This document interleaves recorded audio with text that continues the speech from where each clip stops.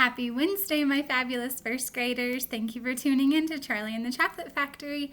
This is chapter 25. We only have 5 chapters left till the end of our story, and I hope you're really enjoying it. So today we're doing chapters 25 and 26.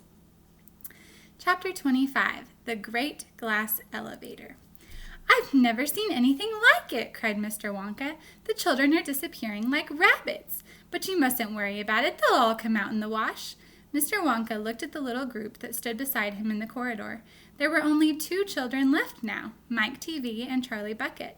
And there were 3 grown-ups, Mr. and Mrs. TV and Grandpa Joe. "Shall we move on?" Mr. Wonka asked. "Oh, yes," cried Charlie and Grandpa Joe both together. "My feet are getting tired," said Mike TV. "I want to watch television." "If you're tired, then we'd better take the elevator," said Mr. Wonka. "It's over here. Come on, in we go." He skipped across the passage to a pair of double doors. The doors slid open. The 2 children and the grown-ups went in. "Now then," cried Mr. Wonka, "which button shall we press first? Take your pick." Charlie Bucket stared around him in astonishment. This was the craziest elevator he had ever seen. There were buttons everywhere. The walls and even the ceiling were covered all over with rows and rows and rows of small black push buttons. There must have been 1,000 of them on each wall and another 1,000 on the ceiling. And now Charlie noticed that every single button had a tiny printed label beside it, telling you which room you would be taken to if you pressed it. "This isn't just an ordinary up and down elevator," announced Mr. Wonka proudly. "This elevator can go sideways and long ways and slant ways and any other way you can think of. It can visit any single room in the whole factory, no matter where it is. You simply press the button and zing, you're off." "Fantastic," murmured Grandpa Joe. His eyes were shining with excitement as he stared at the rows and rows of buttons. "The whole elevator is made of thick, clear glass," Mr. Wonka declared. "Walls, doors, ceiling, floor, everything is made of glass so that you can see out." "But there's nothing to see," said Mike TV. "Choose a button," said Mr. Wonka. "The 2 children may press 1 button each, so take your pick. Hurry up." In every room, something delicious and wonderful is being made. Quickly, Charlie started reading some of the labels alongside the buttons.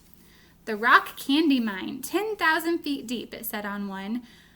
"Coconut ice skating rinks," it said on another. Then, "Strawberry juice water pistols, toffee apple trees for planting out in your garden, all sizes. Exploding candy for your enemies. Luminous lollies for eating in bed at night. Mint jujubes for the boy next door. They'll give him green teeth for a month. Cavity-filling caramels. No more dentists. Stickjaw for talkative parents. Wriggle sweets that wriggle delightfully in your tummy after swallowing. Invisible chocolate bars for eating in class. Candy-coated pencils for sucking. Fizzy lemonade swimming pools. Magic hand fudge. When you hold it in your hand, you taste it in your mouth. Rainbow drops. Suck them and you can spit in 6 different colors." Come on, cried Mr. Wonka. "We can't wait all day." "Isn't there a television room in all this lot?" asked Mike TV. "Certainly there's a television room," Mr. Wonka said. "That button over there." He pointed with his finger. Everybody looked. "Television chocolate," it said on the tiny label inside the button. "Whoopee!" shouted Mike TV. "That's for me." He stuck out his thumb and pressed the button. Instantly, there was a tremendous whizzing noise. The doors clanged shut, and the elevator leaped away as though it had been stung by a wasp. But it leapt sideways, and all the passengers, except Mr. Wonka, who was holding onto a strap from the ceiling, were flung off their feet onto the floor. Get up!" cried Mr. Wonka, roaring with laughter. But just as they were staggering to their feet, the elevator changed directions and swerved violently round a corner, and over they went once more. "Help!" shouted Mrs. TV. "Take my hand, madam," said Mr. Wonka gallantly. "There you are. Now grab this strap. Everybody grab a strap. The journey's not over yet." Old Grandpa Joe staggered to his feet and caught hold of a strap. Little Charlie, who couldn't possibly reach as high as that, put his arms around Grandpa Joe's legs and hung on tight. The elevator rushed on at the speed of a rocket. Now it was beginning to climb. It was shooting up and up and up on a steep, slanty course, as if it were climbing a very steep hill. Then suddenly, as though it had come to the top of the hill and gone over a precipice, It dropped like a stone, and Charlie felt his tummy coming right up into his throat. And Grandpa Joe shouted, "Yippee! Here we go!" And Mrs. TV cried out, "The rope has broken! We're going to crash!" And Mr. Wonka said, "Calm yourself, my dear lady," and patted her comfortingly on the arm. And then Grandpa Joe looked down at Charlie, who was clinging to his legs, and he said, "Are you all right, Charlie?" Charlie shouted, "I love it! It's like being on a roller coaster." And through the glass walls of the elevator, as it rushed along, they caught sudden glimpses of strange and wonderful things going on in some of the other rooms. An enormous spout with brown sticky stuff oozing out of it onto the floor. A great craggy mountain made entirely of fudge with Oompa Loompas, all roped together for safety, hacking huge hunks of fudge out of its sides. A machine with white powder spraying out of it like a snowstorm. A lake of hot caramel with steam coming off it. A village of Oompa Loompas with tiny houses and streets and hundreds of Oompa Loompa children, no more than 4 inches high, playing in the streets. And now the elevator began flattening out again, but it seemed to be going faster than ever, and Charlie could hear the scream of the wind outside as it hurtled forward, and it twisted, and it turned, and it went up, and it went down.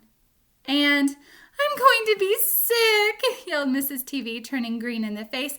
"Please don't be sick," said Mr. Wonka. "Try and stop me," said Mrs. TV.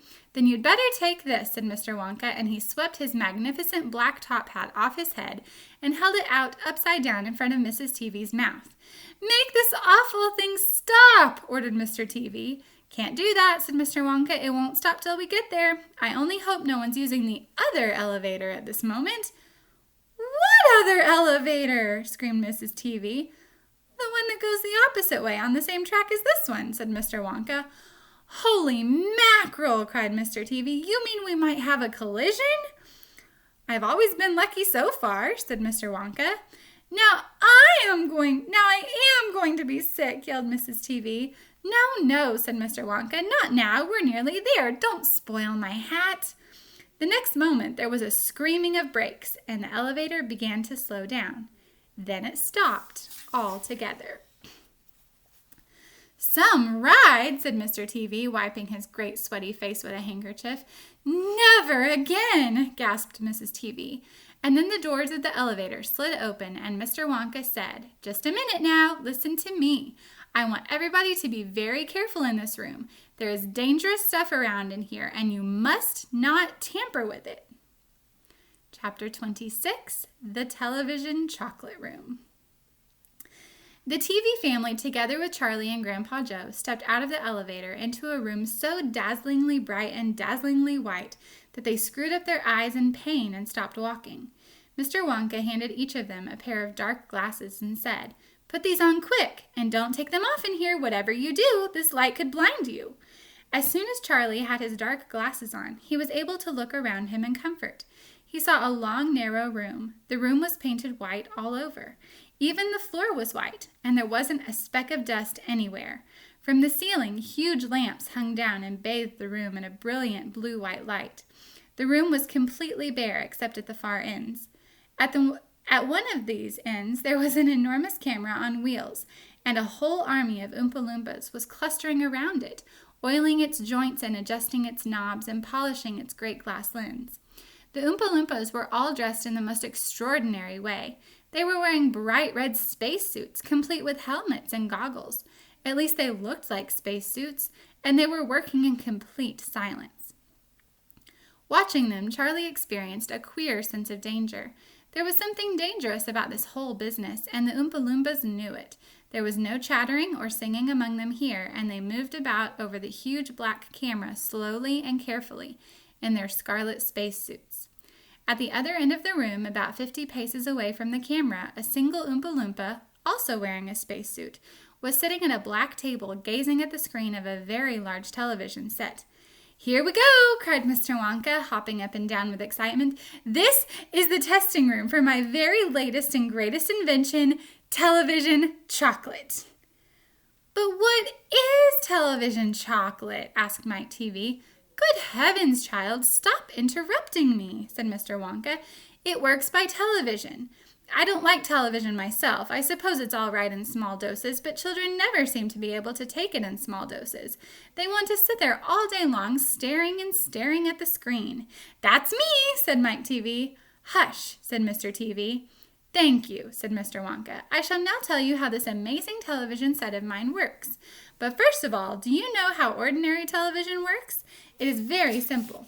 At one end, where the picture is being taken, you have a large movie camera and you start photographing something. The photographs are then split up into millions of tiny little pieces, which are so small that you can't see them. And these little pieces are shot out into the sky by electricity. In the sky, they go whizzing around all over the place until suddenly they hit the antenna on the roof of somebody's house. They then go flashing down the wire that leads right into the back of the television set. And in there, they get jiggled and joggled around until at last every single one of those millions of tiny pieces is fitted back into its right place, just like a jigsaw puzzle. And presto! The photograph appears on the screen. That isn't exactly how it works, Mike TV said. I'm a little deaf in my left ear, Mr. Wonka said. You must forgive me if I don't hear everything you say. I said that isn't exactly how it works, shouted Mike TV. You're a nice boy, Mr. Wonka said, but you talk too much. Now then, the very first time I saw ordinary television working, I was struck by a tremendous idea. Look here, I shouted, if these people can break up a photograph into millions of pieces and send the pieces whizzing through the air and then put them together again at the other end, why can't I do the same thing with a bar of chocolate? Why can't I send a real bar of chocolate whizzing through the air in tiny pieces and then put the pieces together at the other end, all ready to be eaten? Impossible, said Mike TV. You think so? Cried Mr. Wonka. Well, watch this. I shall now send a bar of my very best chocolate from one end of this room to the other by television. Get ready there. Bring in the chocolate. Immediately, 6 Oompa Loompas marched forward carrying on their shoulders the most enormous bar of chocolate Charlie had ever seen. It was about the size of the mattress he slept on at home. It has to be big, Mr. Wonka explained, because whenever you send something by television, it always comes out much smaller than it was when it went in. Even with ordinary television, when you photograph a big man, he never comes out on your screen any taller than a pencil, does he? Here we go then. Get ready. No, stop. Hold everything. You there, Mike TV, stand back. You're too close to the camera. There are dangerous rays coming out of that thing. They could break you up into a million tiny pieces in 1 second. That's why the Oompa Loompas are wearing space suits. The suits protect them. All right, that's better. Now then, switch on. One of the Oompa Loompas caught hold of a large switch and pulled it down. There was a blinding flash. The chocolate's gone, shouted Grandpa Joe, waving his arms. He was quite right. The whole enormous bar of chocolate had disappeared completely into thin air. It's on its way, cried Mr. Wonka. It is now rushing through the air above our heads in a million tiny pieces. Quick, come over here. He dashed over to the other end of the room where the large television set was standing, and the others followed him. Watch the screen, he cried. Here it comes. Look! The screen flickered and lit up. Then suddenly a small bar of chocolate appeared in the middle of the screen. Take it, shouted Mr. Wonka, growing more and more excited. How can you take it? Asked Mike TV, laughing. It's just a picture on a television screen. Charlie Bucket, cried Mr. Wonka, you take it. Reach out and grab it. Charlie put out his hand and touched the screen, and suddenly, miraculously, the bar of chocolate came away in his fingers. He was so surprised he nearly dropped it. Eat it, shouted Mr. Wonka. Go on and eat it. It'll be delicious. It's the same bar. It's gotten smaller on the journey, that's all. It's absolutely fantastic, gasped Grandpa Joe. It's a miracle. Just imagine, cried Mr. Wonka, when I start using this across the country, you'll be sitting at home watching television, and suddenly a commercial will flash onto the screen, and a voice will say, Eat Wonka's chocolates. They're the best in the world. If you don't believe us, try one for yourself now. And you simply reach out and take one. How about that, eh? Terrific, cried Grandpa Joe. It will change the world. Thank you. See you tomorrow.